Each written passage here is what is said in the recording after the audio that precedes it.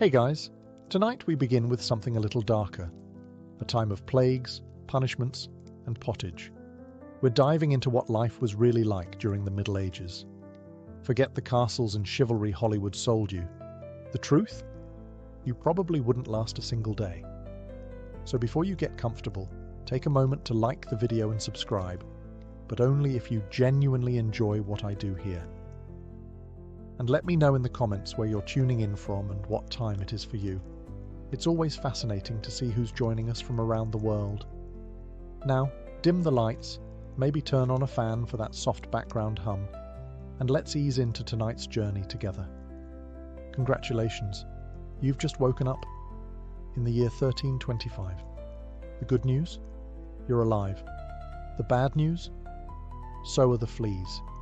Your bed is a half-rotted straw mattress stuffed with bugs and hay that smells like a barn floor, because it was a barn floor 3 months ago. There's no memory foam, no pillows, and definitely no Egyptian cotton sheets. Just a wool blanket that hasn't been washed since last winter, and now weighs roughly as much as a small cow from the accumulated grime. You blink awake as the church bell clangs in the distance. It's the medieval version of an alarm clock, only louder and somehow even less merciful.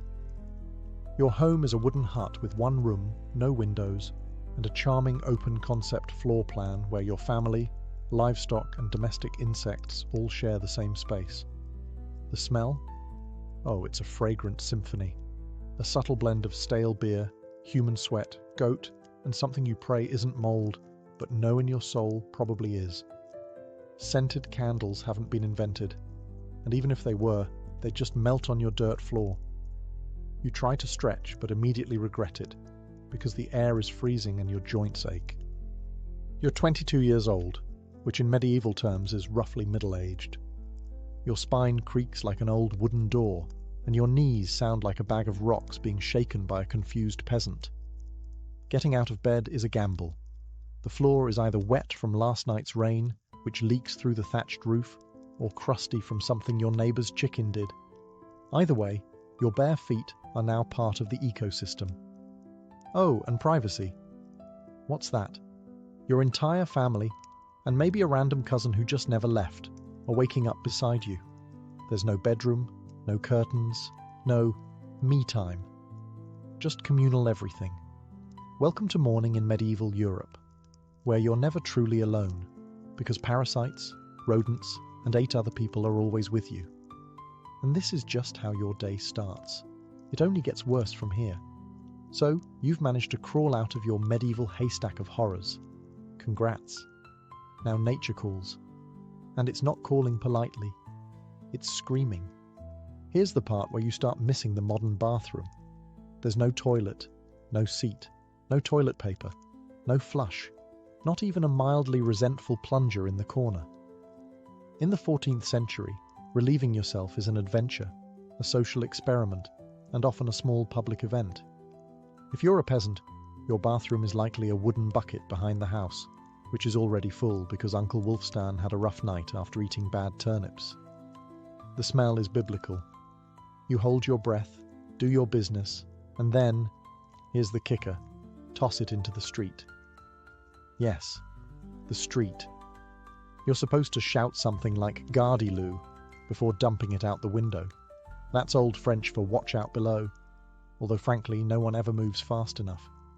Streets in medieval towns are open sewers, a charming river of human waste, animal droppings and mystery liquids you'd rather not examine. If you're lucky enough to live in a town with public latrines, congratulations. You get to sit shoulder to shoulder with strangers in an outhouse where privacy is a myth and ventilation is a cruel joke. You might make small talk, but try not to breathe too deeply. Toilet paper? Never heard of it. Most people wipe with straw, leaves, rags, moss, or, if they're feeling especially indulgent, a scrap of wool. Sometimes, nothing at all. Which might explain why handshakes weren't popular yet. And if you're in a castle, surely it's better, right?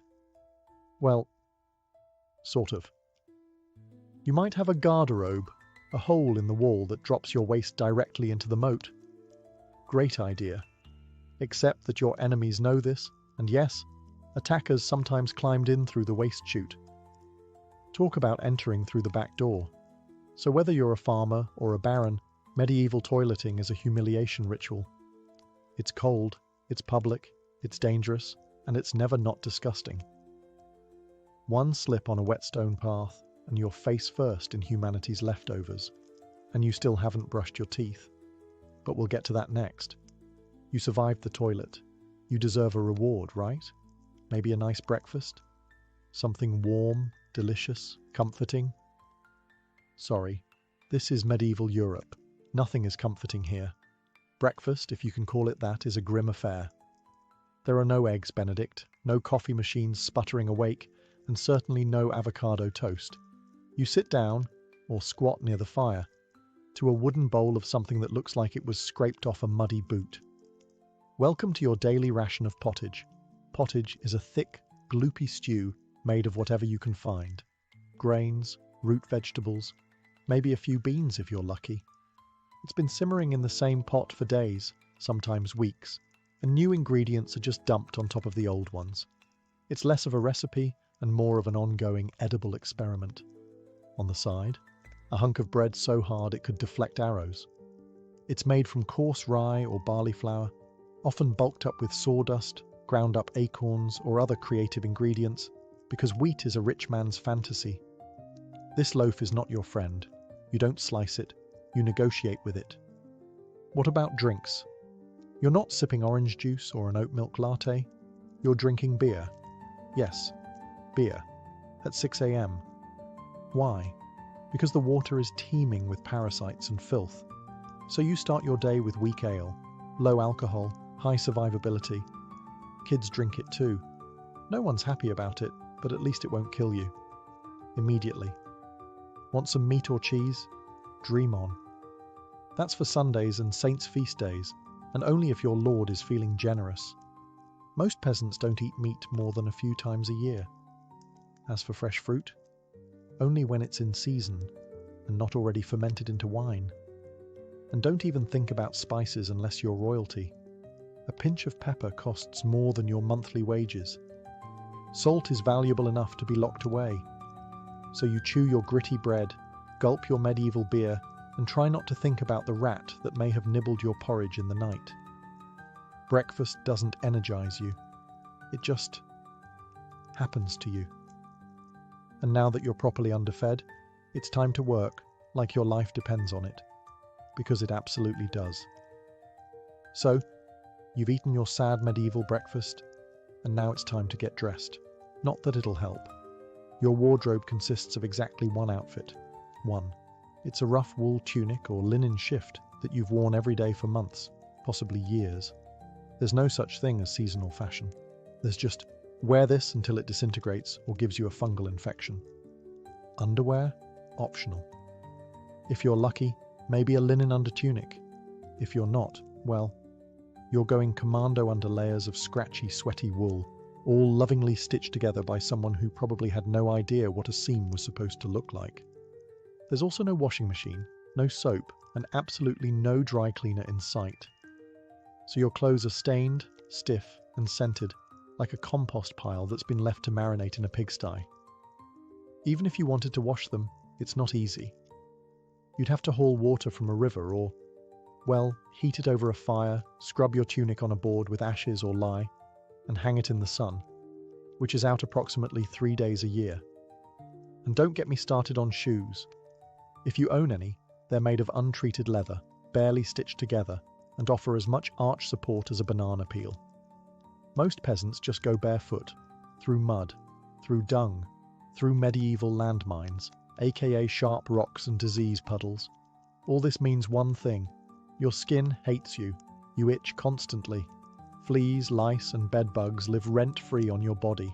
Everyone has them. Nobles, lousy, monks, itchy, children, walking insect farms. No one escapes. You'll be scratching your armpit with a wooden spoon while chatting with the local priest, and no one will even bat an eye. Your skin is raw from rubbing, your scalp a battlefield of bites, and if you develop a rash, well, too bad. There's no dermatologist, no hydrocortisone, no one to tell you it's probably scabies. You just keep on suffering. And if you're lucky enough to not get an infection, great. That rash will simply accompany you for the next 6 months like an unwanted medieval sidekick. Now that you're dressed in misery and wrapped in discomfort, it's time to head outside and start working yourself to death. Now that you're fully dressed in itches and damp wool, it's time to flash that morning smile. Except you don't. Because in the Middle Ages, smiling is a dangerous game, not emotionally, dentally. There's no toothbrush, no toothpaste, no mouthwash, no floss. The concept of oral hygiene is about as popular as bathing, which is to say, not very.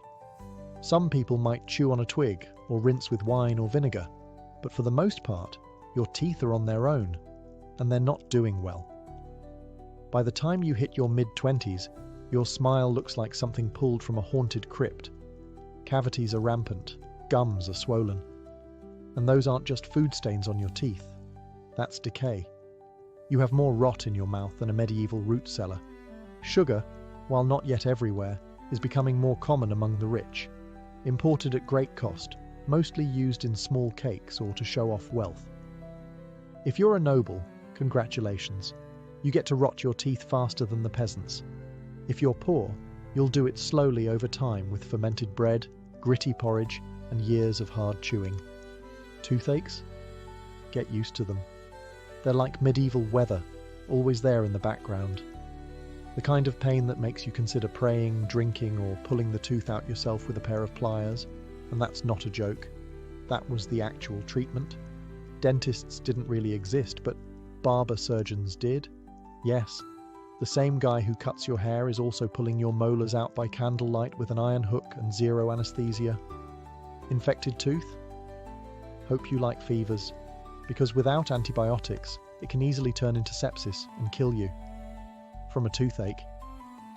That's right. The same thing that sends us to a pharmacy today could be your funeral in the 1300s, and there's no relief on the social front either. Kissing? Good luck. Halitosis, bad breath, is everywhere.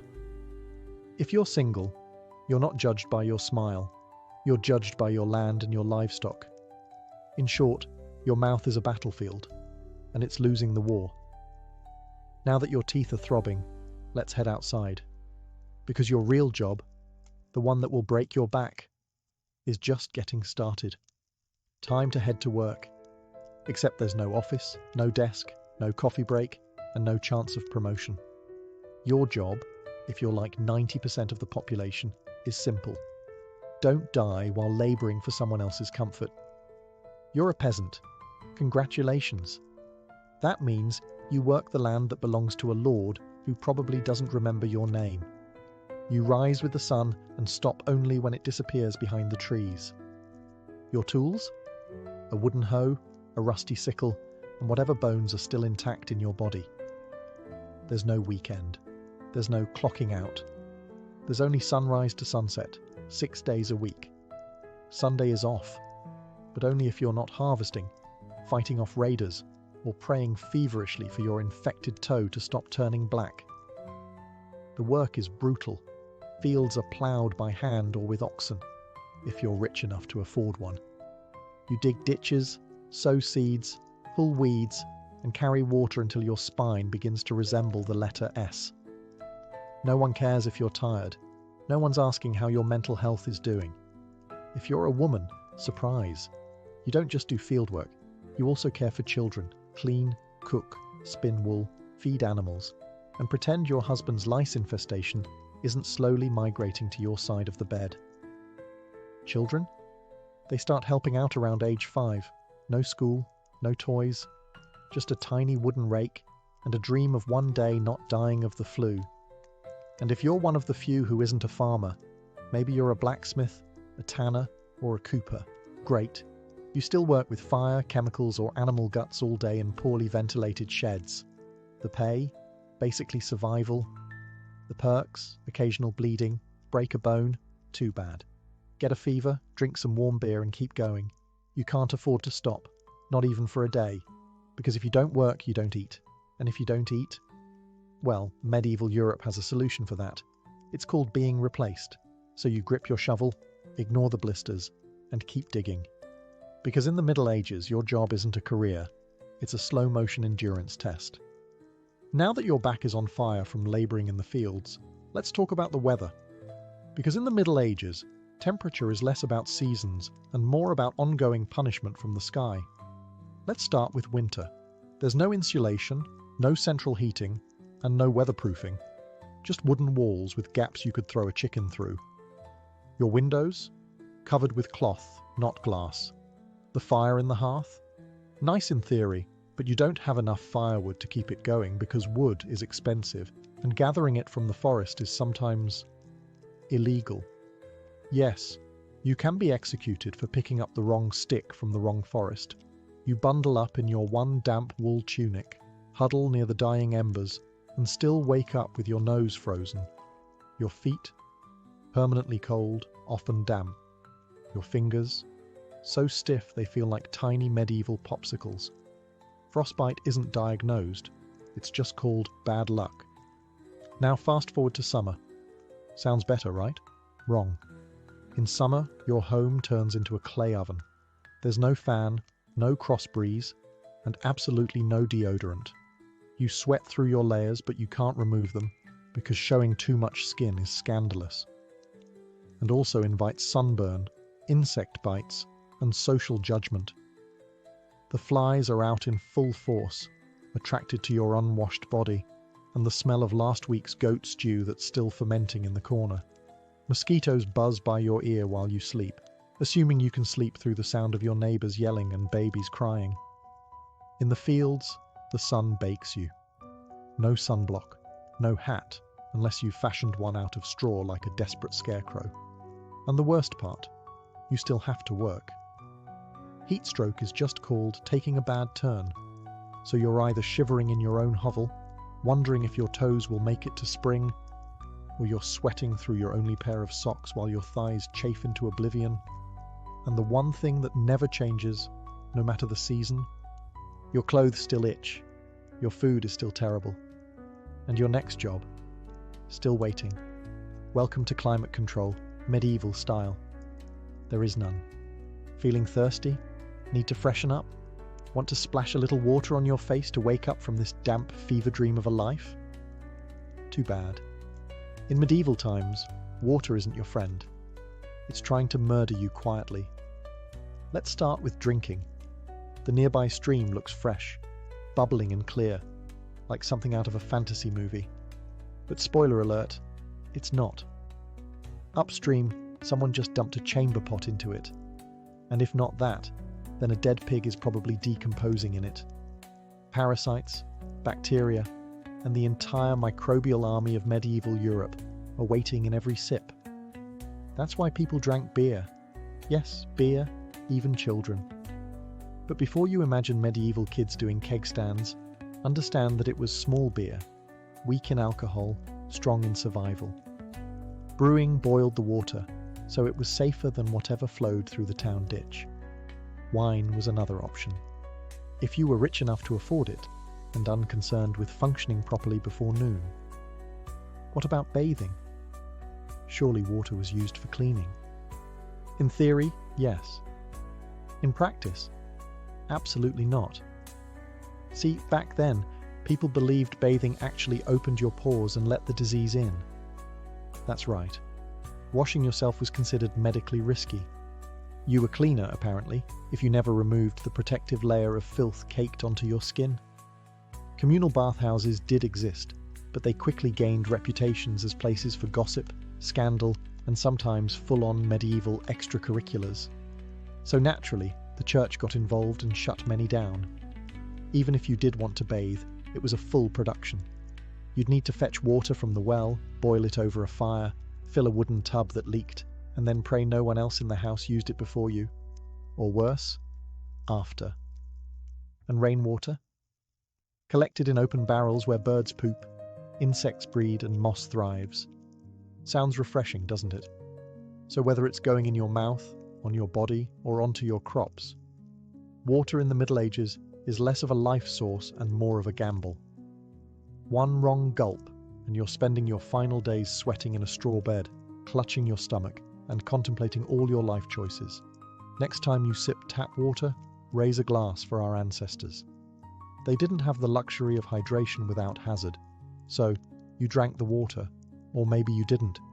Maybe you just stubbed your toe on a rock shaped like disappointment. Either way, you're sick. You need help. You need a doctor. Too bad you live in the Middle Ages where medicine is really just polite torture with a theology degree.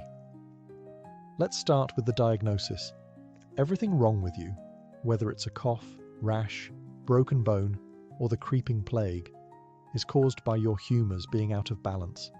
The 4 humours were blood, phlegm, yellow bile, and black bile.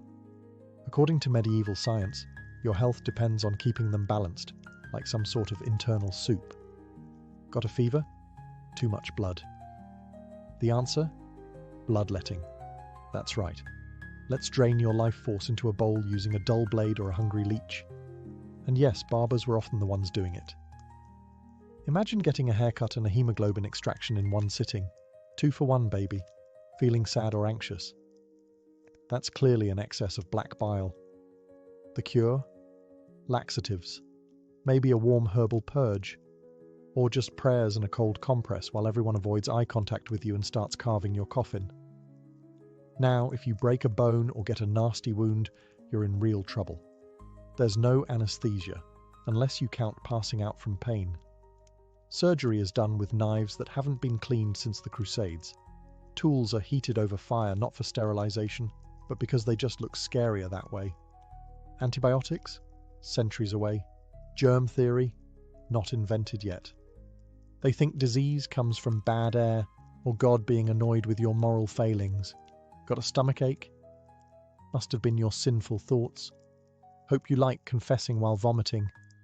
If your condition gets worse, you'll be treated with more leeches, possibly some crushed beetles, and a priest at your bedside giving last rites just in case. At this point, they're preparing for the cure known as death. And if, by some miracle, you recover, everyone just assumes God took pity on you.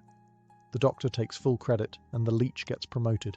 So yes, in the Middle Ages, medicine is less about healing and more about surviving the cure. After a long day of labour, lice, and leeches, it's finally time to eat. You shuffle back to your hovel, stomach growling, ready for the one joy left in life, a warm meal. Bad news. Your meal is probably trying to kill you. Let's begin with the basics. Food preservation doesn't really exist. There's no fridge, no freezer, just salt, smoke, or the hope that winter air keeps things fresh. Your meat, if you're lucky enough to have any, has been hanging for days, covered in flies, marinated in questionable brine, and possibly shared with a rat or two. Bread is the cornerstone of the medieval diet, but even that isn't safe. In bad harvest years, desperate peasants bulk it up with bark, sawdust, or even clay to make it stretch. And if it's rye season, there's a bonus. Ergot, a fungus that causes convulsions, hallucinations, and sometimes death. It's like eating bread laced with LSD and tetanus. Vegetables, only if they're in season. And you know what's always in season? Turnips. So, many turnips. Boiled, mashed, or floating in pottage, which, if you remember from chapter 3, is basically a hot swamp of mystery ingredients that's been simmering since your great-grandfather's funeral. Fruit might be available in the fall, but it rots quickly, and sugar is rare, expensive, and hoarded by the rich to show off their blackened teeth. Dairy is another gamble. Fresh milk spoils in hours. Butter and cheese fare better, but they're loaded with bacteria. People eat them anyway because, frankly, it's either that or chew your boot leather.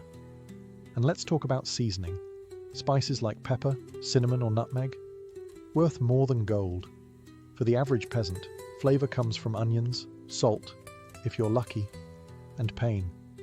Most meals taste like wet burlap sprinkled with sadness. But food isn't just a health hazard, it's a political one. Game animals belong to the Lord, not you. Caught poaching a rabbit, you could be fined, imprisoned, or even executed. That's right, your dinner could get you hanged.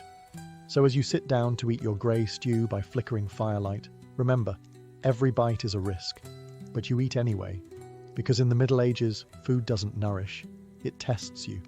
It's evening now. You've worked, suffered, and barely digested your suspicious stew. You might think the day is winding down, but don't get too relaxed, because God is watching. So is the priest. And so is your neighbour Agnes, who will absolutely rat you out if you miss Mass. In medieval Europe, religion isn't just part of life, it is life.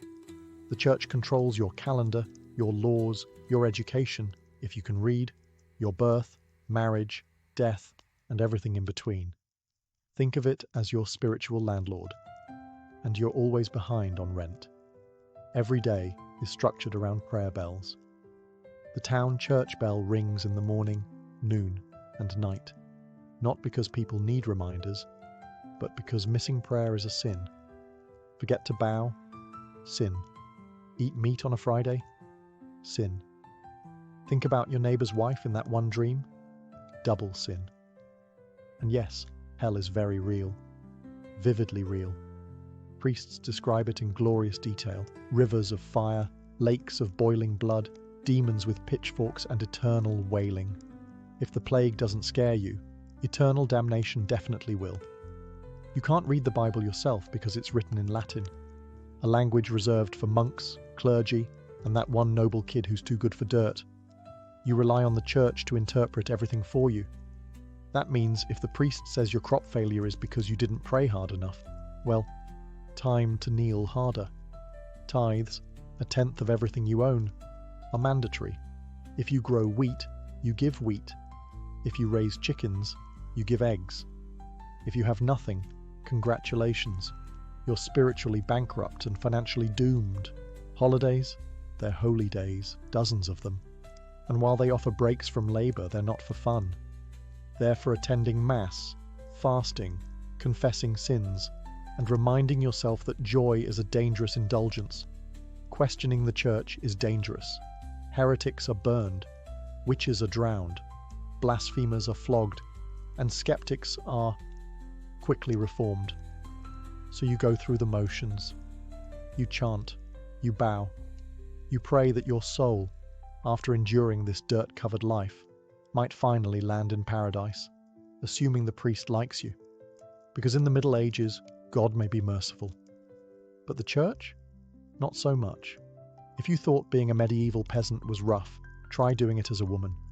All the filth, famine, and fear, plus childbirth, subservience, and social invisibility. In the Middle Ages, being a woman is like being on hard mode, with no health potions and no restart button. From birth, a girl's life path is pretty much locked in. Marry young, bear children, serve your husband, die tired. Education? Not likely. Unless you're from a noble family and sent to a convent, your intellectual development stops around the time you learn how to churn butter and patch a tunic. Marriage happens early. Really early. It's not weird to be betrothed at 12 and pregnant by 14. It's not about love. It's about land, livestock, and alliances. Your opinion? Not required. Once married, you're basically your husband's property.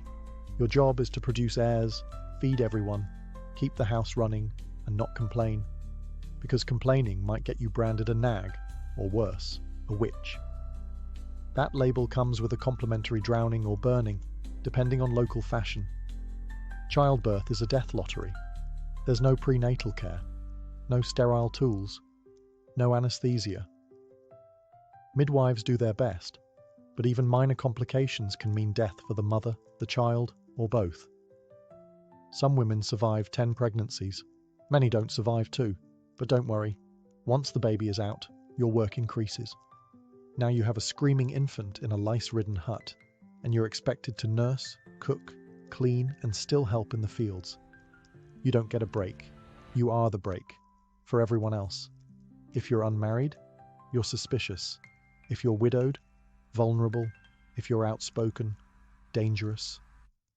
Women who didn't conform were often accused of witchcraft, especially if they had herbal knowledge, a strong personality, or just looked at someone funny on a rainy Tuesday. Even in the church, your role is limited. Nuns lived under strict rules. No speaking without permission.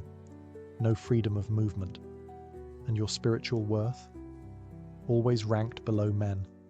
In short, if you're a woman in the Middle Ages, you're expected to endure, obey, reproduce, and suffer in silence, ideally while smiling.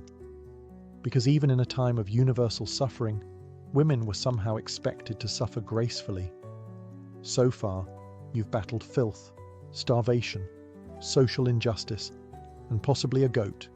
But just when you think your day can't get any worse, here comes violence, loud, bloody, and often completely acceptable by medieval standards.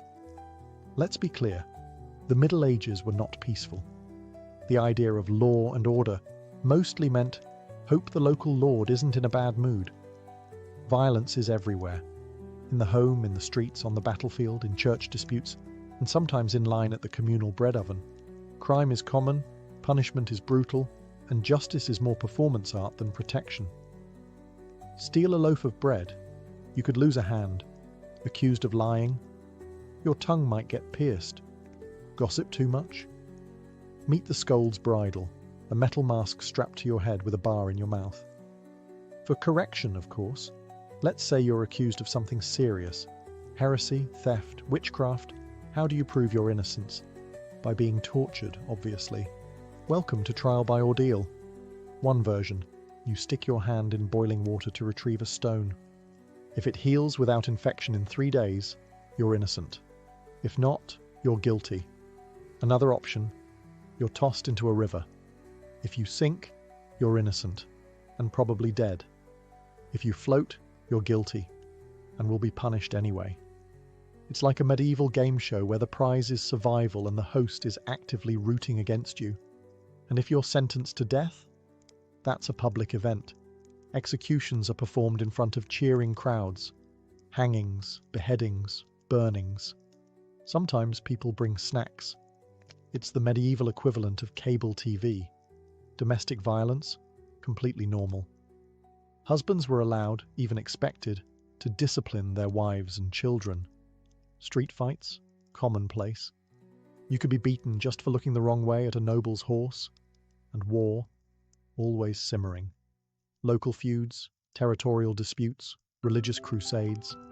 Someone's always marching off to stab someone else in the name of honor, God, or boredom. Violence isn't a breakdown of society in the Middle Ages. It is society. Everyone lives with the constant knowledge that life is fragile, justice is arbitrary, and your neighbor might bash your head in over a pig. So, walk carefully, keep your eyes down, and never trust anyone with a club. At this point, you've made it through the lice, the leeches, the laundryless misery, and the looming threat of public disembowelment. But now comes the final chapter of most medieval lives, an early and unglamorous death. If you're alive and still breathing past the age of 40, you're practically a celebrity. You might even be referred to as the Old One, which is less of a nickname and more of a statistical miracle. Let's break it down. The average life expectancy hovers around 30-40 years, but that number is dragged down heavily by infant mortality. Nearly half of all children died before reaching age 5. Disease, malnutrition, or one bad winter was all it took. No vaccines, no antibiotics, no hope. If you survived childhood, you entered adulthood already exhausted. Work began as soon as you could walk upright, and by 25, your joints creaked like a monastery door. You might be missing several teeth, a finger, and most of your original optimism. Women faced a particularly deadly gauntlet: childbirth. It was one of the leading causes of death for medieval women. No pain relief, no medical intervention, just prayer, hot water, and someone holding your hand while you bled out on a straw-stuffed cot. For men, the dangers were different, but equally relentless. Farming accidents, infections from minor wounds, a neighbor's drunken rage, a crusade gone sideways. Even walking to the market could be risky if you crossed paths with a bored bandit or an angry tax collector. Death could also come quietly, from the plague, which turned cities into cemeteries overnight, or from famine, which could last entire seasons, thinning out entire villages, or from bad luck, like eating spoiled grain and spending your final hours hallucinating and screaming at the walls. And funerals? You were lucky if you got one. Bodies were often buried quickly to avoid disease. No embalming, no polished coffins, just a hole, a few murmured prayers, and a shallow mound of earth, if there was enough space left in the churchyard. So yes, in medieval times, life was brutal, short, and constantly under siege by death in all its casual forms. You didn't retire, you just stopped showing up. And speaking of exits, let's move on to your final chapter. The medieval dream dies. So, how's your day been? You've woken up in filth, relieved yourself into a bucket, brushed your teeth with wishful thinking, nearly passed out from hunger, worked until your spine cried for mercy, scratched your way through itchy wool, prayed to not get plague, and barely dodged a public execution for owning a squirrel. Welcome to a single day in medieval Europe. Still dreaming of becoming a knight? Think again. That romanticized version of the Middle Ages, gallant swordsmen, noble ladies in towers, heroic battles and feasts in candle-lit great halls. It's a myth polished by fairy tales and fantasy books. In truth, the medieval world was gritty, cruel, and deeply unfair. Hierarchy was everything.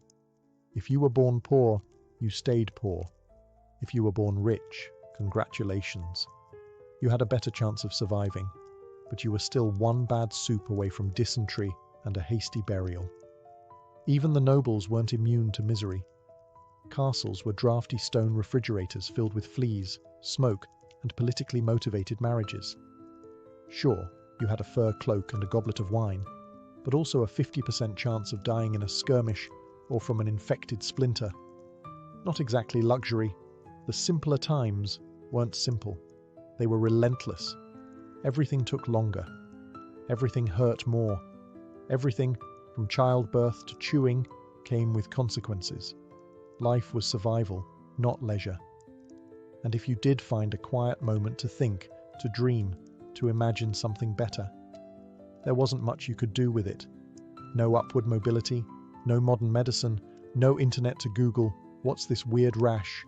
You lived, suffered, worked, and died within a 10-mile radius of where you were born. But here's the wildest part.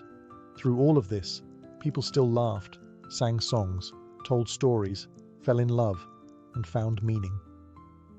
Not because life was easy, but because humans are stubborn like that.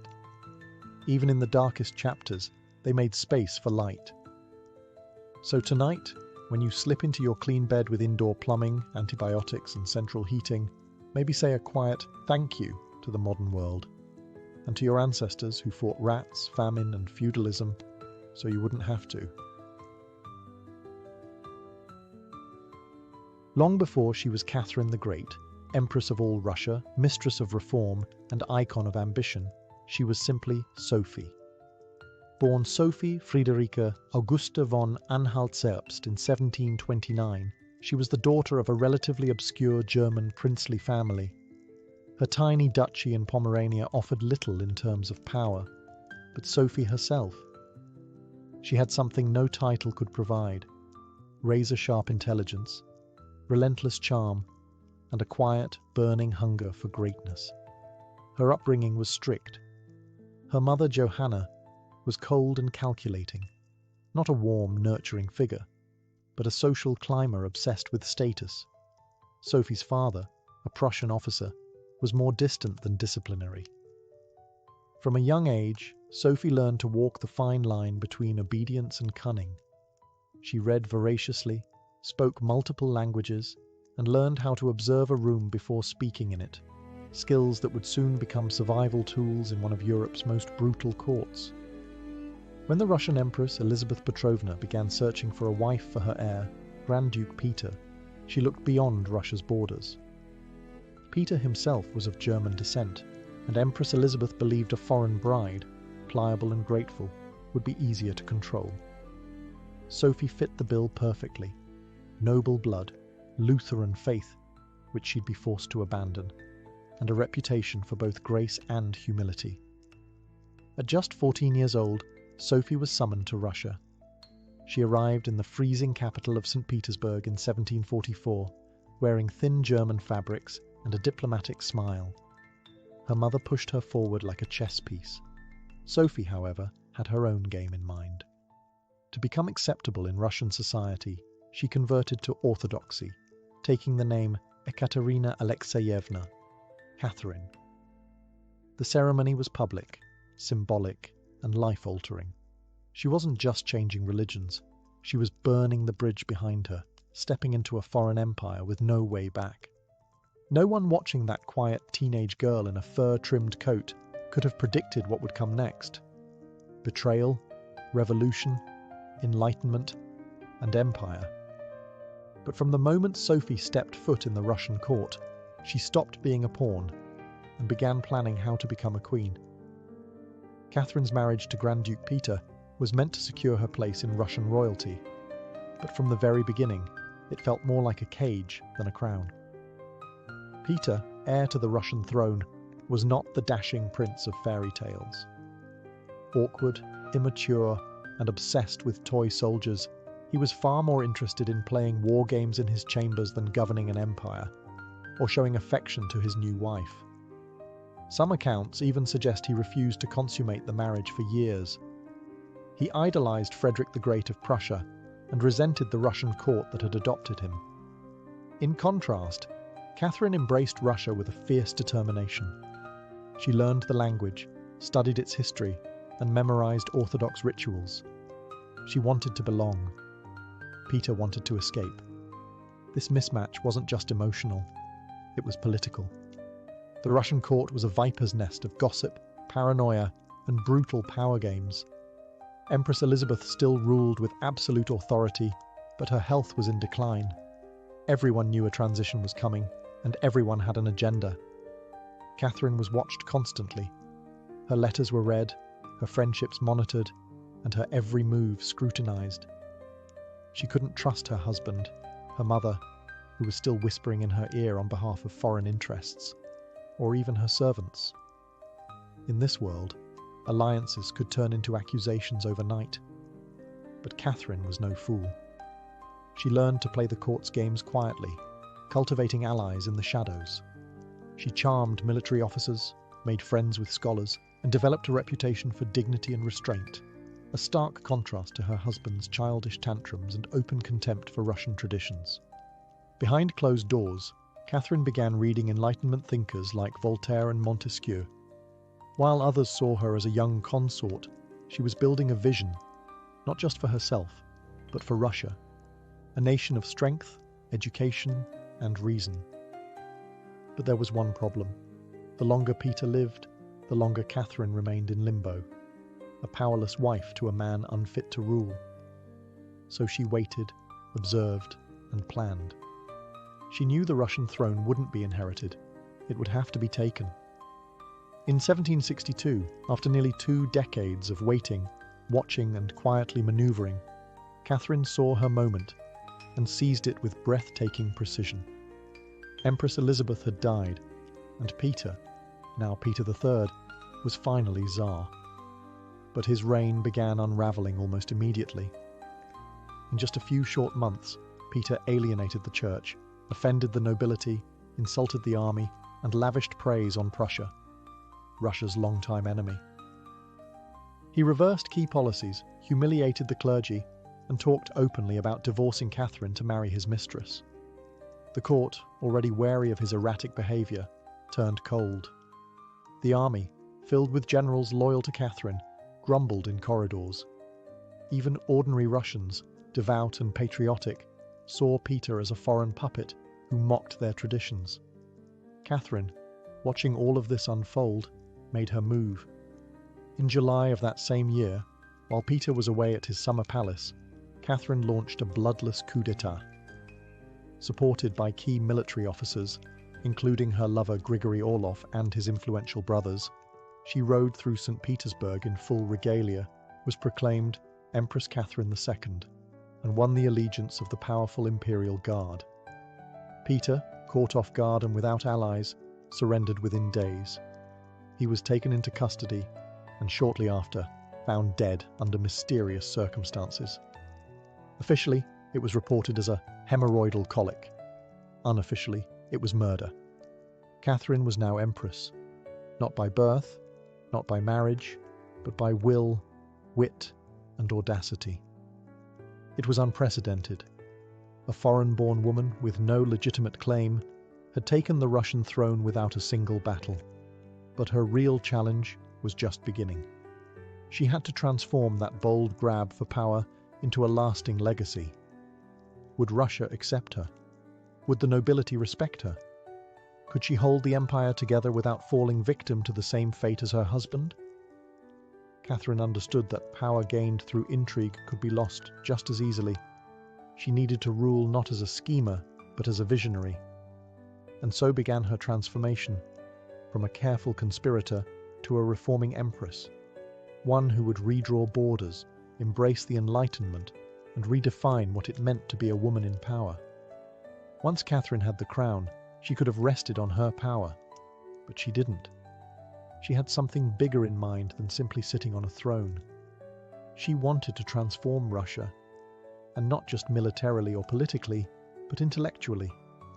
While Peter had worshipped Frederick the Great and toy soldiers, Catherine idolized Voltaire, Diderot, and the bold thinkers of the Enlightenment.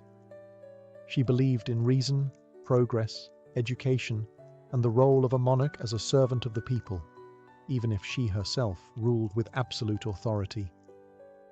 Catherine didn't just read Enlightenment philosophy, she lived it. She corresponded directly with Voltaire for over 15 years, flattering him while defending her autocracy.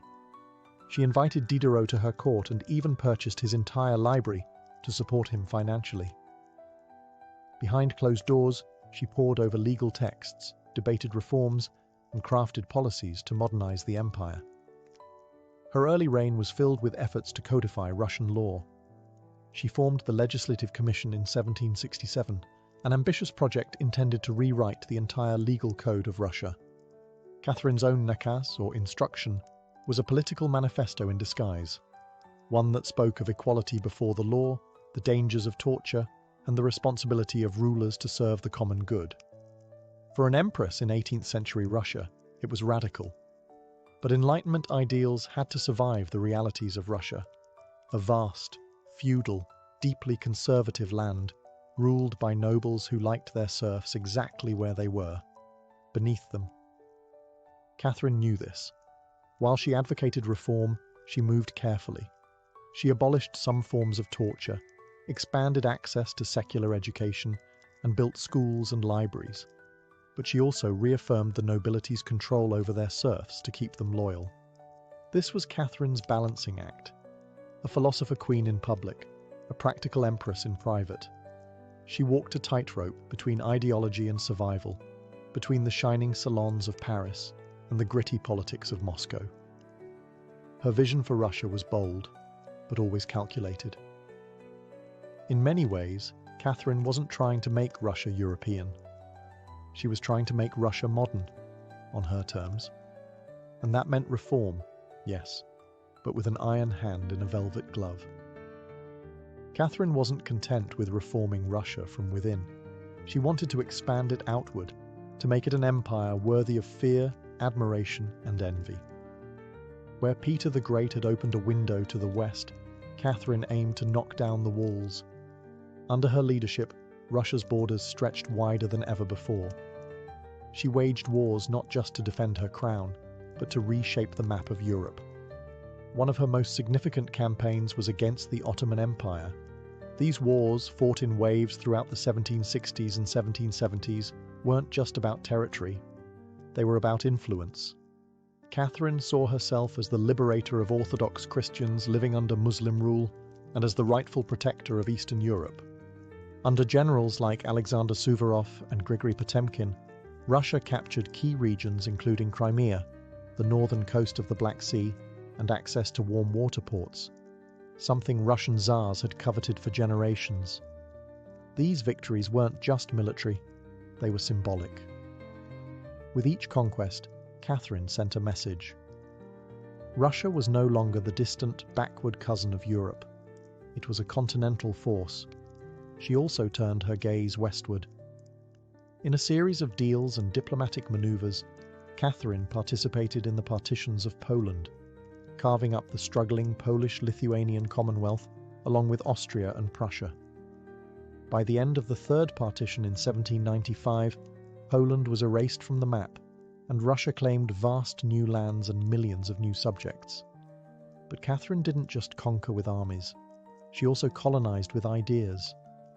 New cities were built. Trade routes were expanded. German settlers were invited to cultivate Russian farmland. The empire became a mosaic, from the icy Baltic to the sun-drenched shores of the Black Sea.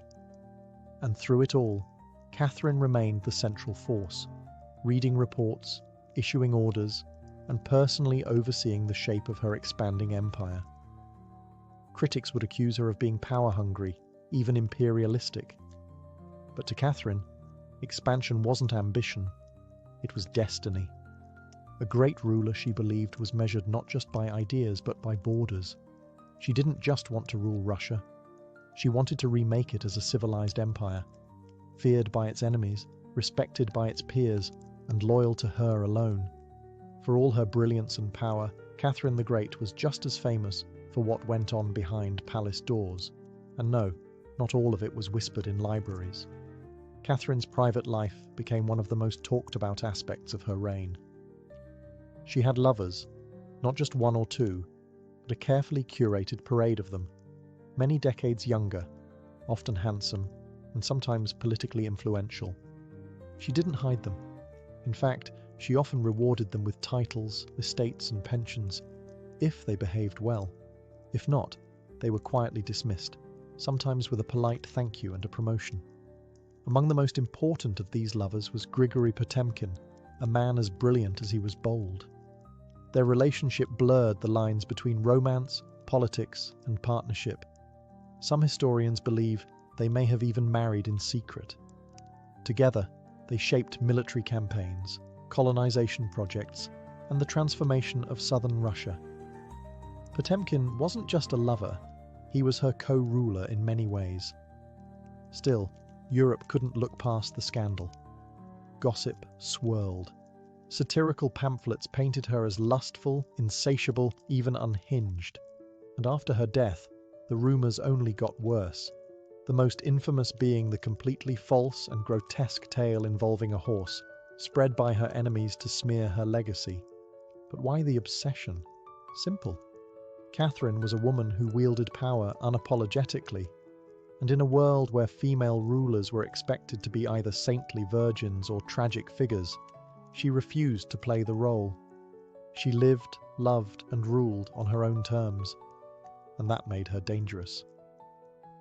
Ironically, while her critics painted her as immoral, Catherine herself was deeply philosophical about love and sexuality. She believed pleasure was a natural part of life, and that personal relationships didn't have to threaten public responsibility.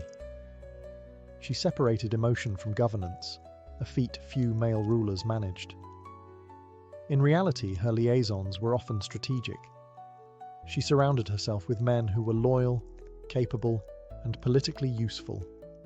And when they ceased to be, she let them go, usually with a smile and a generous retirement. Catherine's love life didn't weaken her rule.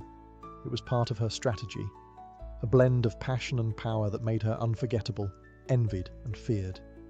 For all her charisma and control, Catherine's reign was not without peril. And in 1773, that peril came in the form of a bearded Cossack named Yemelyan Pugachev. He was no ordinary rebel. Pugachev claimed to be none other than Peter III, Catherine's dead husband. According to him, he had survived the coup and now returned to reclaim the throne from the German usurper. It was absurd. Peter was long gone. But to Russia's oppressed and exhausted lower classes, the claim didn't need to be true. It just needed to offer hope. Pugachev promised liberation, an end to serfdom, lower taxes, and land for the common people. His words lit a fire across the Volga River region, especially among Cossacks, peasants, and old believers. In a time when the gap between nobles and serfs had widened brutally, his promises sounded like salvation. The Pugachev rebellion became the largest peasant uprising in Russian history. Towns were taken, fortresses fell, Nobles were slaughtered. For a terrifying moment, it seemed as if the empire itself might fracture. Catherine was shaken. This wasn't a foreign war she could win with cavalry and treaties. This was a revolt from within. Her own people, rising against the system she ruled. But Catherine didn't panic. She acted. She dispatched professional military forces to crush the rebellion, ruthlessly. Pugachev's forces were defeated in 1774. He was captured, displayed in an iron cage, and eventually beheaded in Moscow, a public warning to all who dared follow. Afterward, Catherine doubled down on order and control. Her dreams of liberating the serfs quietly faded into silence. The rebellion had shown her the limits of enlightenment in a country still shackled by feudalism. She now leaned harder on the nobility, who offered loyalty in exchange for absolute control over their serfs. This was a turning point. The empress who once quoted Voltaire now prioritized stability over philosophy. Reform became cautious, surveillance increased. Rebellion, even whispered, was to be stomped out before it had breath.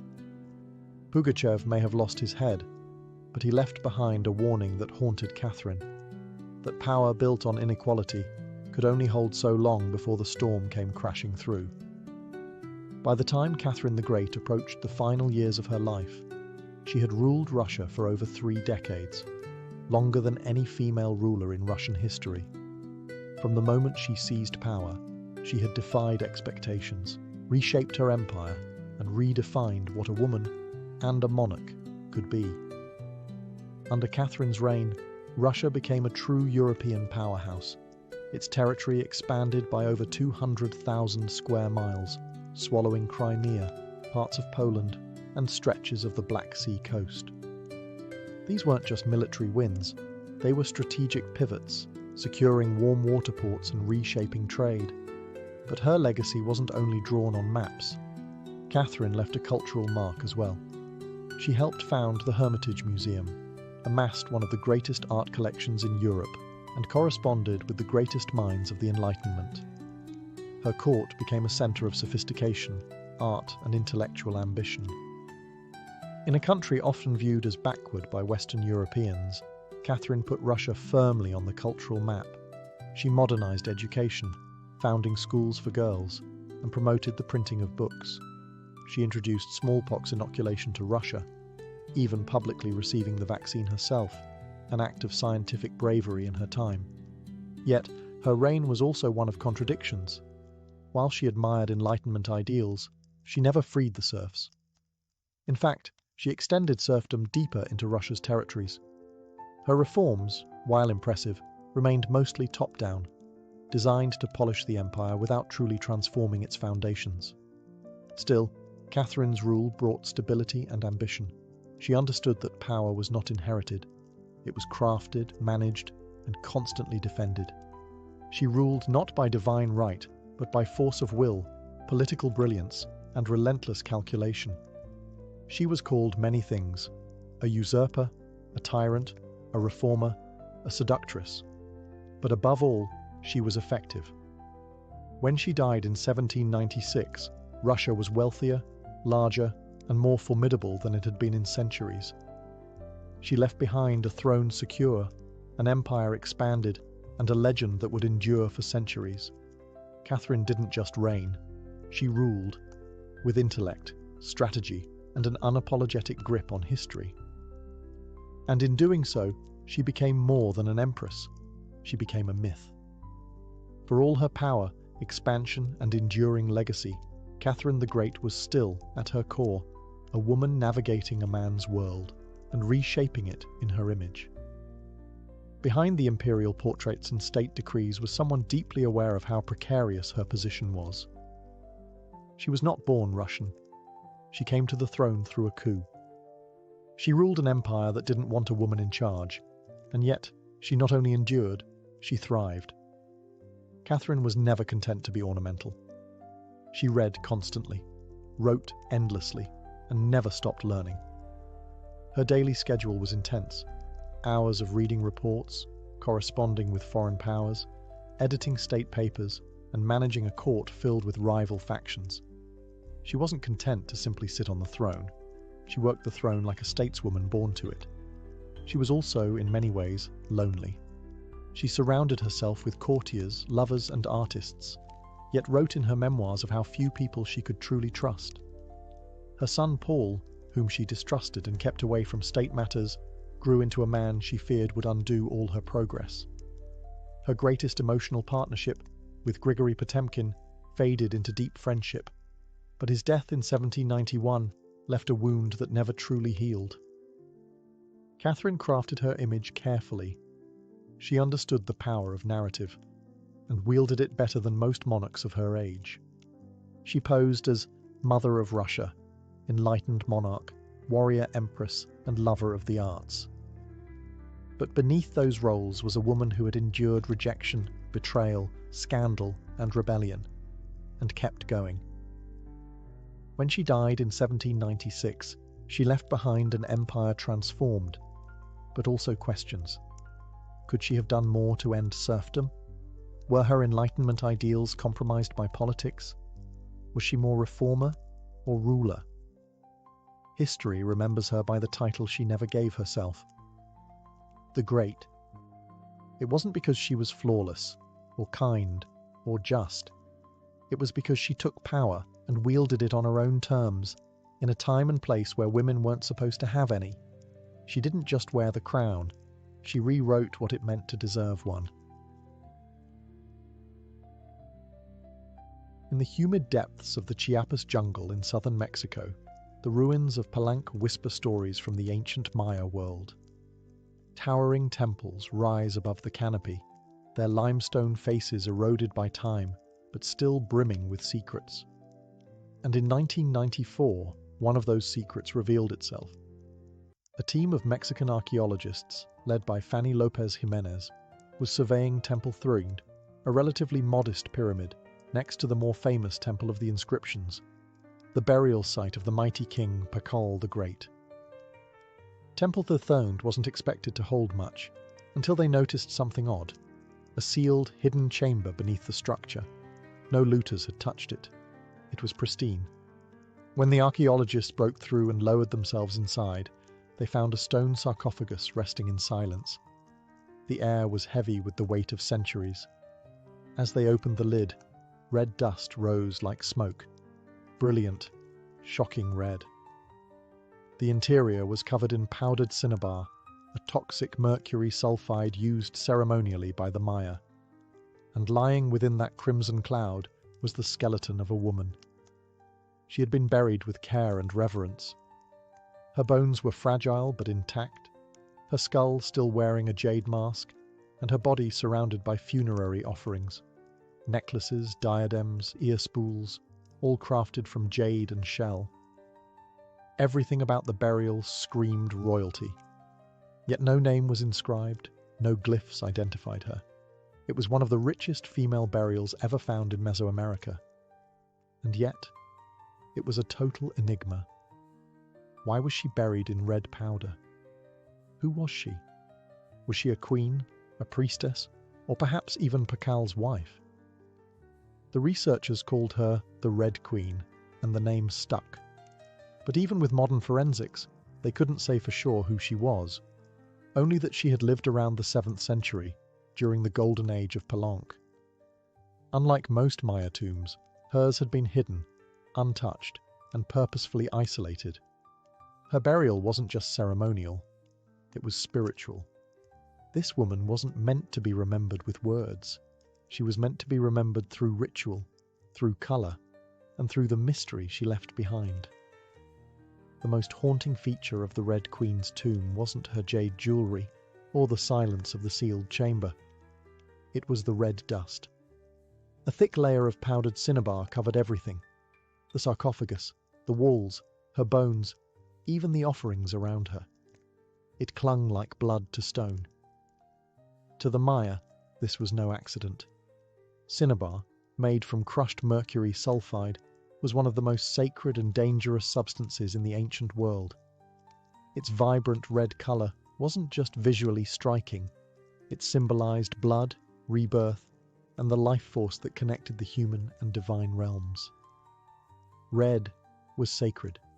It was the color of sunrise, of sacrifice, of life emerging from death. And it wasn't just symbolic, it was spiritual. Covering the dead in cinnabar was a ritual meant to transform the body, preserving it not for eternity, but for transition. In Maya belief, death wasn't the end. It was a passage, a crossing into another cosmic layer.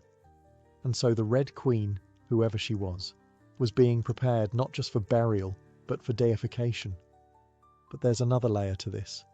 Cinnabar is toxic.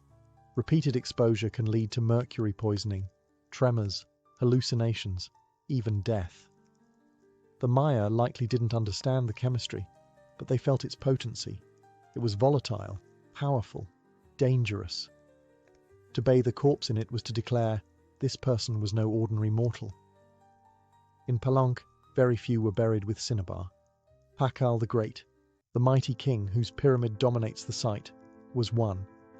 His body, like hers, was also saturated in the red powder. That detail alone drew speculation. Was the Red Queen his wife, his mother, or someone of equal divine status? Her skull had been placed on a layer of jaguar skin, another sacred symbol. Around her, bone needles, obsidian blades, and miniature jade figurines hinted at rituals performed either during her life or in her honor at death. Every part of her burial told a story without words, a story of power cloaked in secrecy, a woman prepared to cross into the underworld, not in silence, but in ceremony, drenched in the color of sacrifice. Surrounding the Red Queen's crimson-drenched remains was a world of silence, broken only by the gleam of jade, shell, and obsidian. These were not mere ornaments. They were offerings, each one carefully chosen to accompany her on the journey to the Maya afterlife, the Xibalba. At her sides were jade necklaces, heavy and cold, their polished surfaces still radiant after 300 years underground. Jade was not just beautiful, it was sacred. The Maya considered it a symbol of eternal life. It represented the green of maize, the vitality of the jungle, and the breath of the gods. Only the elite were buried with jade. For the Red Queen, it covered her chest, wrists, and ears, a clear sign that in life she wielded influence, perhaps even divine favor. One of the most haunting objects was the jade funerary mask, placed delicately over her face. Unlike the golden death masks of Egypt, this one was subtle, constructed from dozens of tiny mosaic tiles, arranged to mimic the contours of her skull. The mask served a ritual function, to protect the soul, to preserve identity, and to present her as divine in the eyes of the gods. Scattered near her bones were bone needles, obsidian blades, and shell artifacts. These could have been tools of ritual or symbols of her status, as priestess, healer, or royal matriarch. One bone pin was engraved, faint but purposeful, a small echo of her voice lost to time. At her feet and along the edges of the tomb were ceramic vessels, still sealed, likely once filled with offerings, food, drink, or incense to sustain her spirit beyond death. The Maya believed the afterlife was a journey, dangerous, layered, filled with challenges. These items weren't luxuries, they were necessities. To modernize, the tomb feels intimate, not overloaded, but intentional. There was no gold, no chariots, no pomp, just items chosen with spiritual weight. It was a map for the soul. Through these treasures, we glimpse how the Maya understood death, not as finality, but as a transition of power. The Red Queen wasn't buried to be forgotten. She was being prepared to ascend. For all the grandeur of her tomb, the Red Queen left behind one haunting void. No name. No inscriptions adorned her sarcophagus.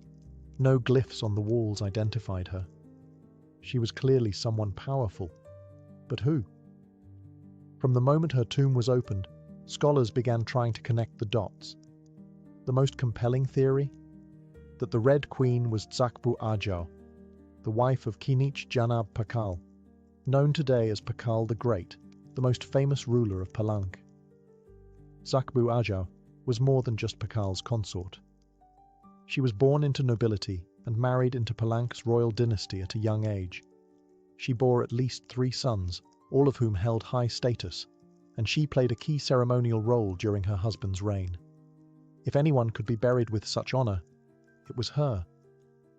Supporting this theory was the tomb's location, just a few feet away from Pakal's own grand burial in Temple of the Inscriptions. The proximity suggests a deliberate pairing, husband and wife, rulers even in death. And then there's the cinnabar. Only 2 burials in Palang were found with such intense cinnabar coverage, Pakal and the Red Queen. It's unlikely this was coincidence. But here's where the mystery deepens. DNA tests were conducted on both sets of remains in hopes of confirming the connection. But the results? Inconclusive. The woman's bones showed no direct maternal link to Pakal, but that didn't rule out a spousal relationship. After all, marriage does not require shared blood. Some have argued she could have been Sakkuk, Pakal's powerful mother, who ruled Palank before he came of age. Others suggest she may have been a high priestess, or a sister, or a royal ancestor whose name has simply been lost to history's erosion. Still, the evidence points most strongly to Tsakbu Ajau, a queen by title, a mother of kings, and a spiritual counterpart to Pakal. The lack of a name may not be an oversight, it may have been intentional. In Maya cosmology, the soul lived on not through monuments, but through ritual, symbol, and the whispers of the earth. And so the Red Queen remains suspended between legend and truth, a woman who ruled, remembered not in stone, but in scarlet and silence. To understand the Red Queen, we must understand the world she came from, a world where Maya women, especially royal ones, held more influence than many realize. In Maya civilization, politics was often a family affair. Royal women weren't merely passive consorts. They were diplomats, priestesses, and power brokers. They conducted rituals, sponsored temples, and played crucial roles in maintaining dynastic legitimacy. Their bloodlines were political capital, used to forge alliances and secure claims to the throne. Take Sakkuk, for example, the mother of Pakal the Great. When the throne of Palank was left vacant, she took power herself and ruled as queen regent until her son came of age. She wasn't a placeholder. She was a ruler in her own right, issuing decrees and overseeing construction projects.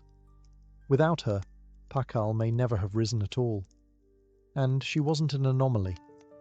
Across the Maya world, in places like Yaxchilan, Naranjo, and Calakmul, inscriptions show women performing major ceremonies, engaging in warfare diplomacy, and sometimes ruling outright. They were often portrayed in stelae and murals, dressed in elaborate headdresses and regalia, standing beside kings as equals, or sometimes above them. Their words were carved in glyphs. Their names were remembered, until they weren't. By the time Spanish conquistadors arrived centuries later, much of that memory had eroded. The colonial lens saw native women as silent figures in a male-dominated world, but the archaeology tells a different story, one of complex gender roles, where power was negotiated, not simply inherited. This context casts the Red Queen in a new light. She may not have ruled in name, but her burial, rich, sacred, and positioned beside Pakal, suggests she was a central pillar in the royal order. Her jade mask wasn't just decoration. It was a symbol of identity, of power held in life and protected in death. Her bloodline may have been the very glue that held Palanka's dynasty together. In Maya civilization, a queen wasn't just a queen. She was a keeper of sacred lineage, a voice in ceremony, and often the bridge between gods and men. The Red Queen may be nameless, but in her world, she was never voiceless. The Red Queen wasn't just buried with treasures. She was buried in architecture rich with purpose, layered with Maya cosmology, ritual symbolism, and intentional design. Her tomb wasn't merely a grave, it was a gateway to eternity. Her body was discovered inside Temple Third, one of the smaller pyramids within the heart of Palenque, yet its proximity to Temple of the Inscriptions, the resting place of Pakal the Great, is telling. These temples weren't built randomly. Their positioning was sacred, guided by astrology, myth, and dynastic legacy.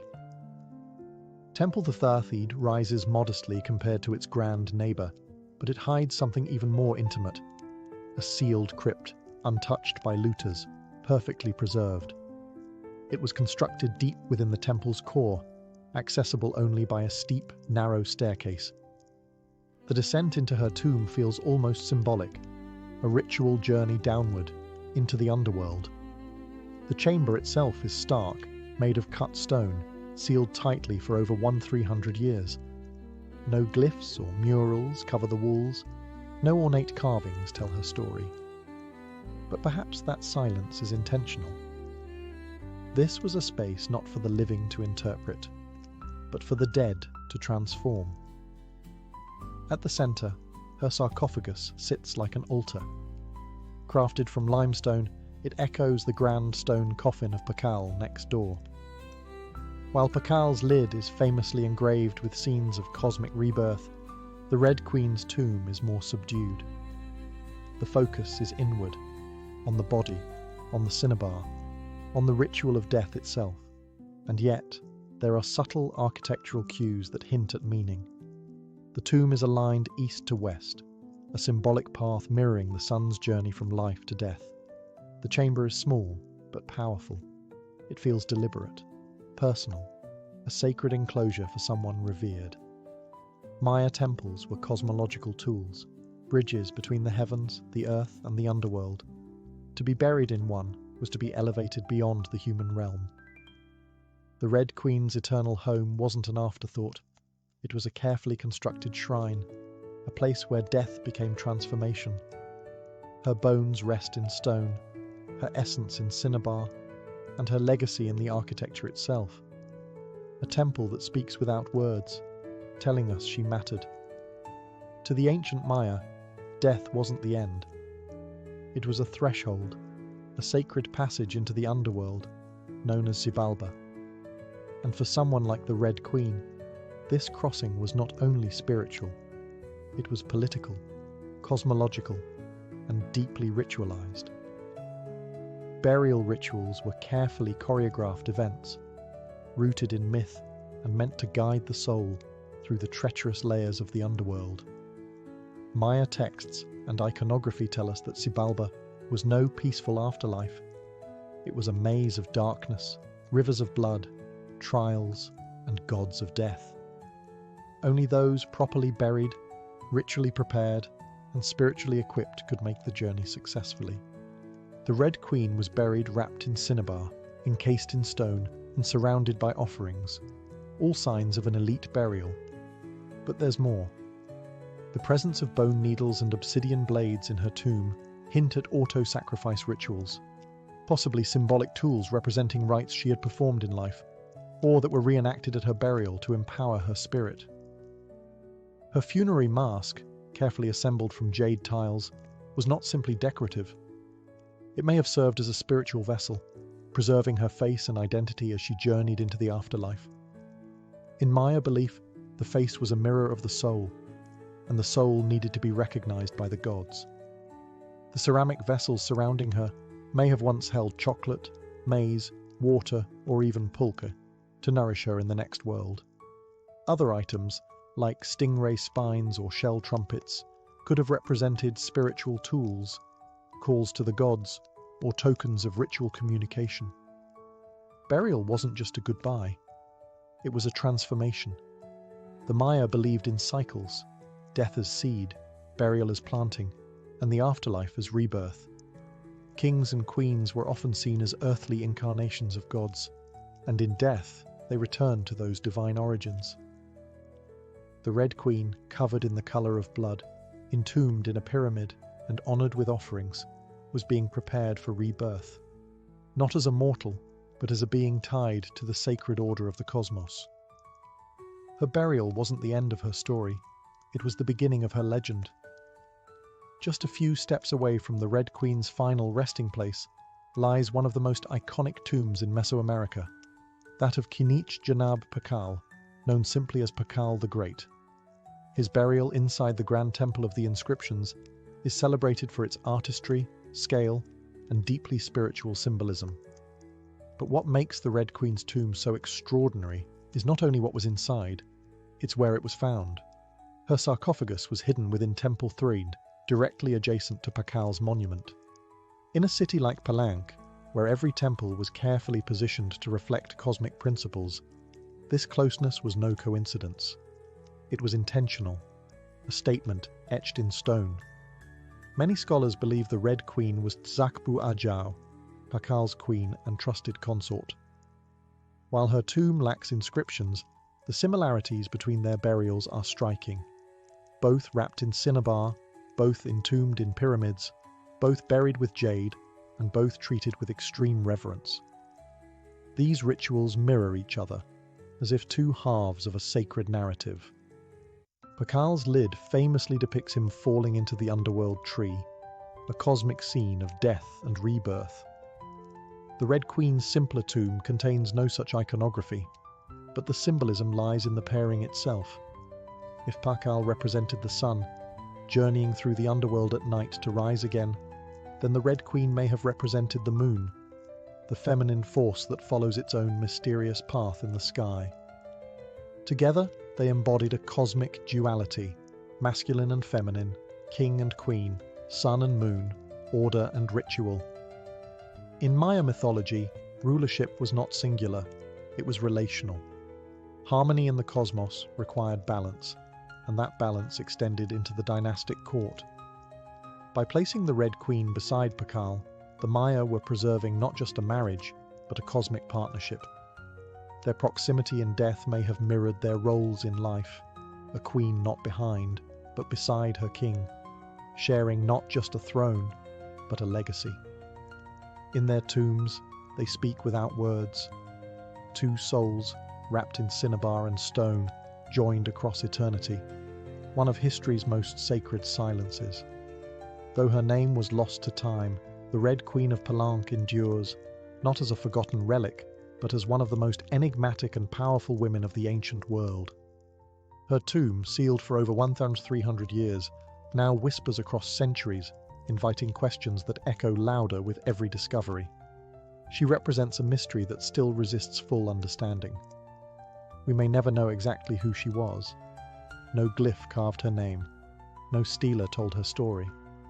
And yet, the care in her burial, the richness of her offerings, the symbolism of her crimson-drenched bones, all speak of a woman profoundly important. Not merely as a wife or consort, but as someone who held real influence, spiritual weight, and royal blood. Today, the Red Queen forces us to re-evaluate assumptions.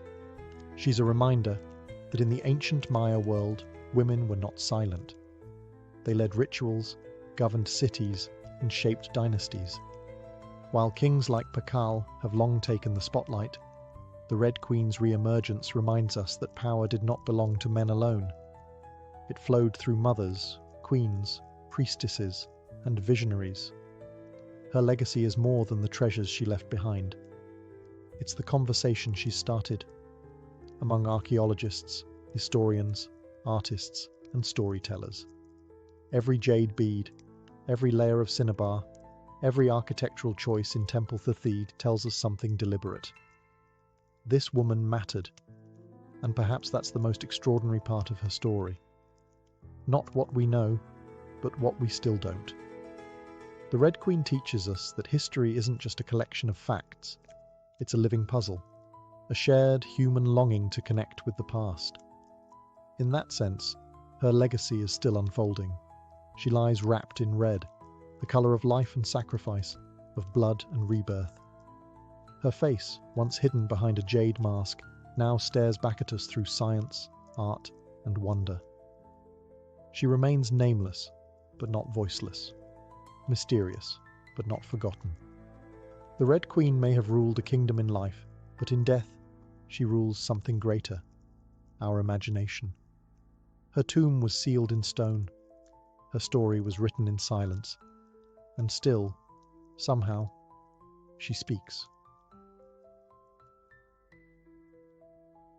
Frida Kahlo was born on July 6, 1907, in the vibrant district of Coyoacán, then a village on the outskirts of Mexico City.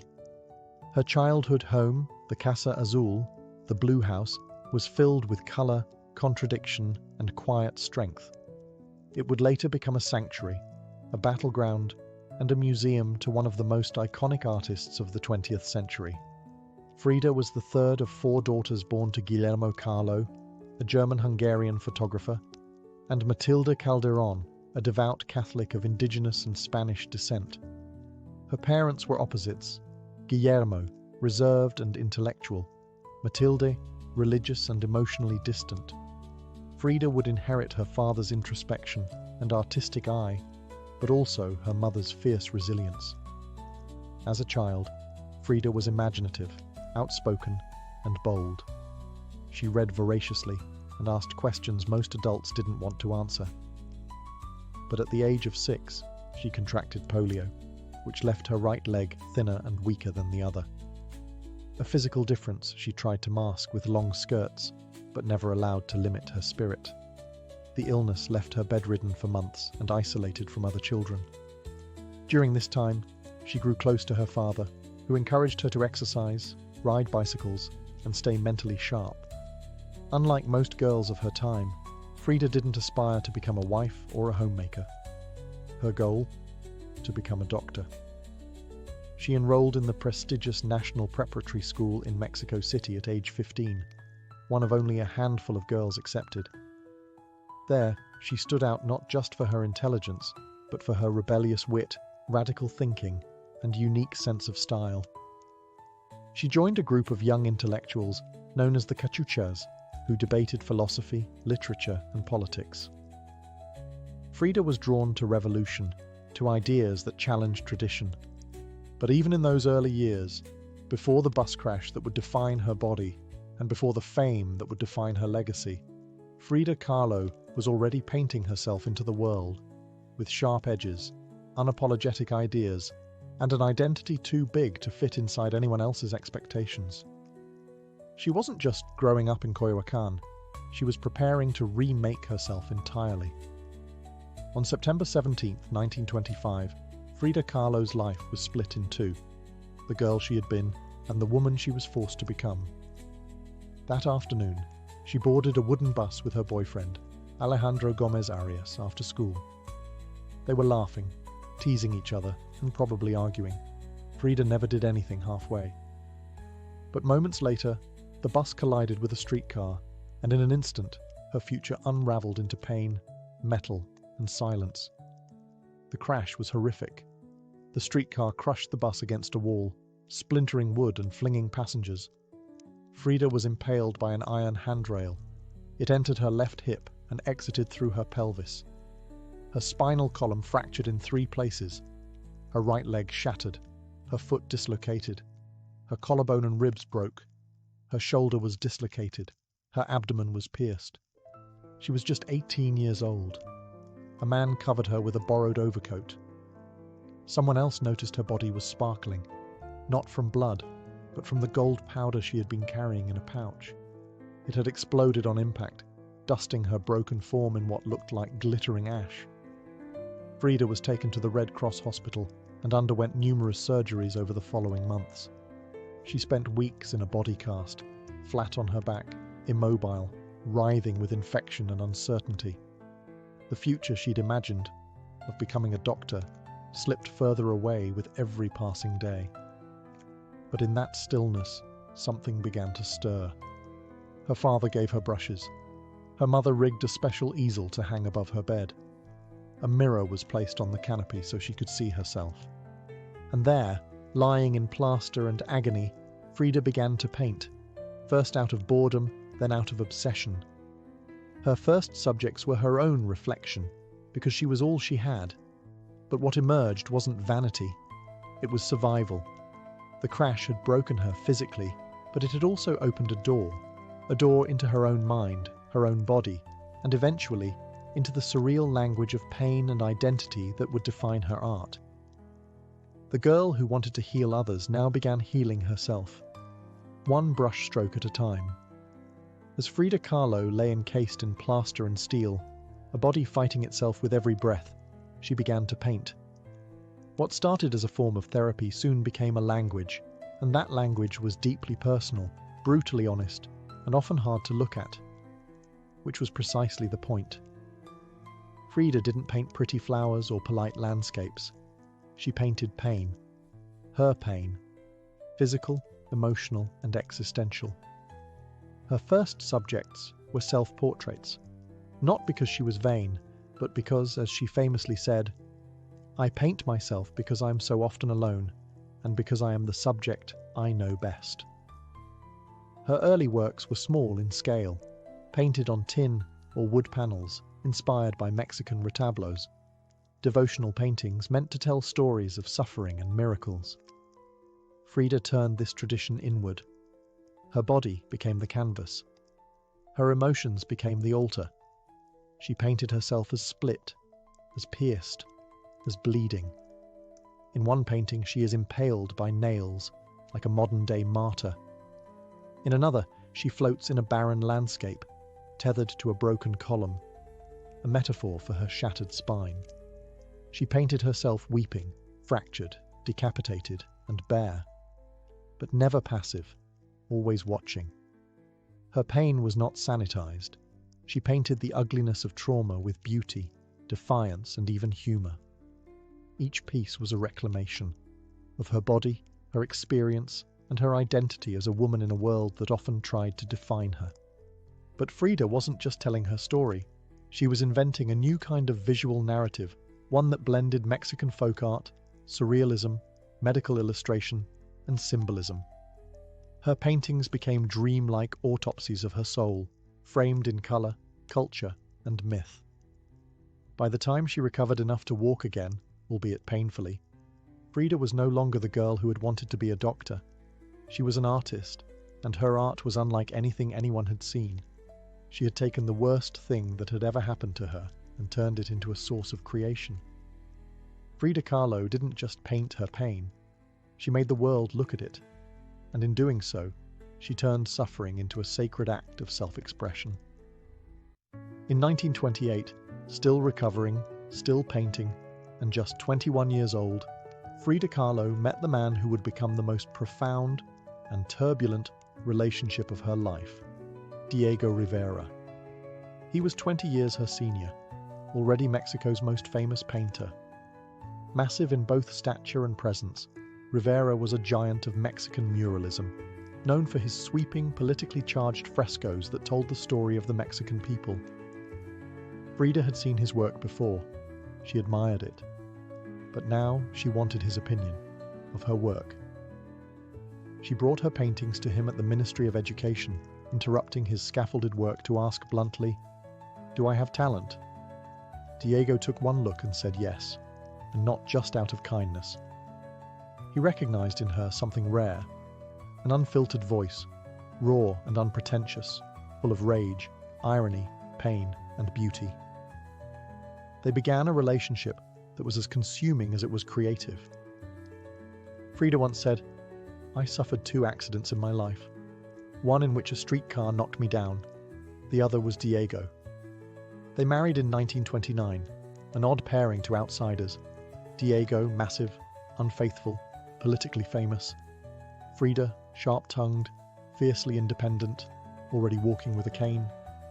Her parents called it a marriage between an elephant and a dove. Their bond was passionate, but chaotic. Diego supported her art and encouraged her growth as a painter, but he was also endlessly unfaithful, even with Frida's own sister, Cristina. Frida was devastated, and in return, she took lovers of her own, both men and women, including rumored affairs with Leon Trotsky and painter Georgia O'Keeffe. They divorced in 1939, then remarried a year later with different terms. This time, Frida would keep her autonomy, her home, her money, her name. Their second marriage was less about traditional love and more about creative partnership and mutual understanding. Despite the betrayals and the heartbreak, Diego remained a constant force in Frida's life. He challenged her, he wounded her, but he also believed in her, as an artist, as a revolutionary, and as a woman who could redefine what painting could be. Together, they were not peaceful, but they were legendary. In the 1930s, Frida Kahlo followed Diego Rivera on a journey north to San Francisco, Detroit, and New York as he completed high-profile mural commissions. These years abroad brought her face to face with American industrialism, wealth, and the contradictions of capitalism, and they left her with deep political discomfort. Frida was a proud Mexican nationalist, a committed communist, and an admirer of indigenous traditions. The opulence she witnessed in the United States, especially while the Great Depression ravaged much of the country, only deepened her sense of disillusionment. In letters home, she mocked the culture's materialism and obsession with appearances. She missed the grit, colour, and contradiction of Mexico. While Diego painted enormous murals on factory walls, Frida began to paint smaller, quieter revolutions, deeply personal works on tin and canvas. Her style solidified, sharp, surreal, emotional, and intimate. It was during this time that she produced some of her most iconic self-portraits. Frida didn't just paint herself for vanity. She painted herself to survive. Her identity became her landscape. With her body constantly in pain from her accident, multiple surgeries, and a failed pregnancy in Detroit, she turned inward. Her portraits showed her bleeding, fragmented, exposed. Yet her face was always calm, always direct, unapologetic. One of her most powerful works, Henry Ford Hospital, shows her lying on a hospital bed, crying, surrounded by floating symbols of loss. A fetus, a snail, medical equipment, a cracked pelvis. It was raw, graphic, and deeply emotional, a canvas that bled with truth. Back in Mexico, Frida immersed herself in leftist politics. She and Diego welcomed Leon Trotsky into their home while he lived in exile. Frida wore Tehuana dresses, traditional indigenous garments, not just as fashion, but as a political and cultural statement. Her art was never disconnected from her beliefs. Her identity, her body, and her ideology all intertwined in her work. While Rivera was painting murals of revolution, Frida painted its human cost, the body in pieces, the mind on fire, and the self always staring back. In exile and in illness, she became not just a painter of pain, but a painter of resistance. When Frida Kahlo returned to Mexico in the late 1930s, she was no longer just Diego Rivera's wife. She had become something else entirely. A force, an artist whose work radiated with raw honesty, surreal symbolism, and cultural identity. Back in her homeland, she stepped fully into herself. Her Casa Azul in Coyoacán became a sanctuary of color and contradiction. Bright cobalt walls, yellow trim, Aztec statues in the garden, monkeys and parrots wandering freely. The house was a living extension of Frida's imagination. It was a blend of tradition and rebellion, elegance and earth. Here, she surrounded herself with pre-Columbian artifacts, ex-votos, folk art, and revolutionary books. She wore bold Tehuana dresses, wove flowers into her hair, and painted amid the scent of copal incense and the sounds of mariachi on the street outside. This period marked an explosion of creativity. Her paintings became more intricate, more symbolic, and more political. Works like The Two Fridas revealed a divided self, one in European dress with a bleeding heart, the other in indigenous clothing, strong and composed. It was Frida's visual autobiography, a portrait of love, loss, and heritage. In 1939, she exhibited her work in Paris, where artists like Picasso, Breton, and Kandinsky praised her fiercely original style. But even among the surrealists, Frida stood apart. When André Breton tried to label her as one of their own, she pushed back. "They thought I was a surrealist," she said. "But I wasn't. I never painted dreams. I painted my own reality." She painted Mexico, not the romantic postcard version, but the living, breathing country she adored. Her work pulsed with symbolism, skeletons, hummingbirds, hearts, thorns, corn, and blood. She honored the indigenous roots of her homeland while unmasking the violence of its past and present. But even as her artistic voice grew stronger, her health continued to decline. Multiple surgeries, infections, and chronic pain became daily realities. Still, she painted through it, propped up in bed, torso bound in corsets, fingers clenched around the brush.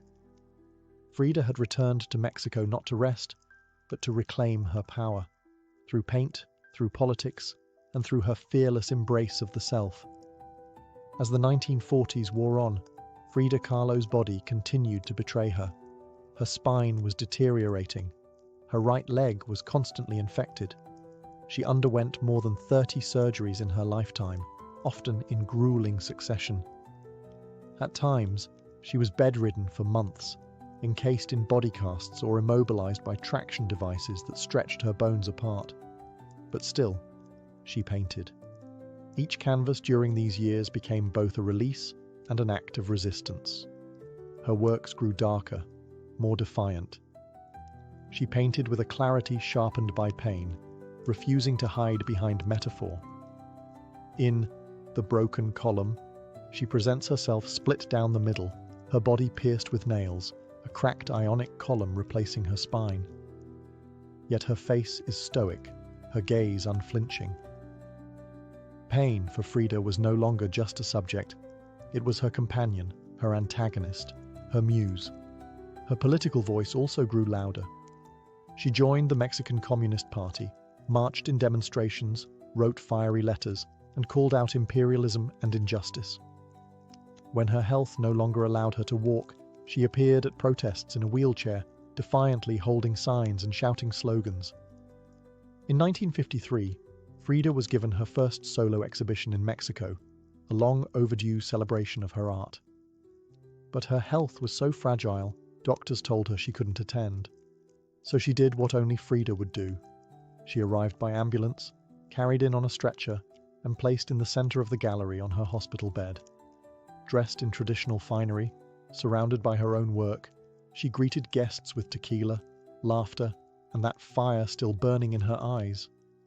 Her final paintings were both childlike and harrowing. In Marxism Will Give Health to the Sick, she painted herself wearing a steel corset, cradled by the hands of Marx, casting away symbols of oppression. Her last known work was a still life of sliced watermelons, one piece bearing the words, "Viva la vida," long live life. Even in the face of death, she remained defiant, joyful, and political. Frida Kahlo's last portraits weren't just self-portraits. They were acts of revolution, painted in pain, but always signed with life. On July 13, 1954, at the age of 47, Frida Kahlo died in the same place she had been born, La Casa Azul in Coyoacán. The official cause was listed as a pulmonary embolism, but those closest to her whispered of something deeper. She had been ill, yes, but also exhausted. By pain, by surgeries, by the long war with her own body. Just days before, she had attended a political protest against the CIA-led coup in Guatemala. Weak and wheelchair-bound, she insisted on going, her clenched fist raised in the air. Revolution remained her final heartbeat. Her last diary entry was brief but piercing. "I hope the exit is joyful, and I hope never to return." Frida's funeral was held at the Palacio de Bellas Artes, Mexico's most prestigious cultural institution. Her body, draped in the red flag of the Mexican Communist Party, was watched over by friends, family, artists, and revolutionaries. Diego Rivera was inconsolable. He called her the greatest love of his life, even as his betrayals had nearly broken her. But in the years that followed her death, something extraordinary happened. Frida Kahlo refused to disappear. At first, her name was whispered only in art circles. Her works weren't easy to categorize, too political for surrealists, too surreal for traditionalists. But slowly, her image, her story, and her defiance began to resonate. Through the 1970s and 1980s, as feminist scholars and activists reclaimed forgotten voices, Frida's became louder. She wasn't just a painter anymore. She was a symbol of pain turned into beauty, of feminism born through resistance, of Mexican identity celebrated without apology, of queerness, disability, revolution, and authenticity. Her face, unibrow, gaze, flowers in her hair, became iconic. Her home became a museum. Her diary became a sacred text. And her paintings now hang in the world's greatest museums. Frida Kahlo had lived much of her life in Diego's shadow. But in death, she stepped forward. She didn't just leave behind paintings. She left behind a mirror and dared us all to look, not with pity, not with fear, but with fire. Today, Frida Kahlo's face is everywhere. Printed on t-shirts, painted on murals, turned into dolls, memes, posters, and icons. Her signature unibrow, her flower-crowned hair, her direct gaze, all instantly recognizable. But what makes her legacy powerful isn't just that people know her face, it's that they recognize the truth behind it. Frida didn't try to be flawless. She didn't fit into boxes. She wasn't conventional, and she didn't care to be. In a world that demands perfection, she gave us realness. Raw, messy, vibrant, angry, joyful, contradictory realness. She celebrated what made her different: her disability, her queerness, her politics, her culture, and turned it into art that transcended borders and decades. She's become more than an artist. She's a global symbol of defiance, feminism, cultural pride, and creative resistance. For queer communities, she's a fearless bisexual icon who lived openly and unapologetically in a time that demanded silence. For women, she's a reminder that power doesn't require permission. For disabled artists, she's proof that pain can fuel the brush, not stop it. And for Mexico, she's a daughter reclaimed, fierce, folkloric, and forever part of the national soul. Her paintings, once dismissed as too strange or too personal, are now among the most revered in the world. Works like The Two Fridas, Self-Portrait with Thorn Necklace and Hummingbird, and The Broken Column aren't just seen, they're felt deeply by anyone who has ever suffered and needed to turn that suffering into something sacred. She lived in the margins and turned them into center stage. She embraced contradiction. A communist who wore gold, a woman betrayed who loved again, a body in pieces with a soul unbreakable. And through it all, she painted, not just with color, but with conviction. Frida Kahlo never asked to be a symbol. She simply told the truth about herself. And in doing so, told the truth for millions of others who had never seen themselves reflected in art before. Now, when we see her face, we see courage, we see color, we see resistance, we see Frida, not gone, but immortal.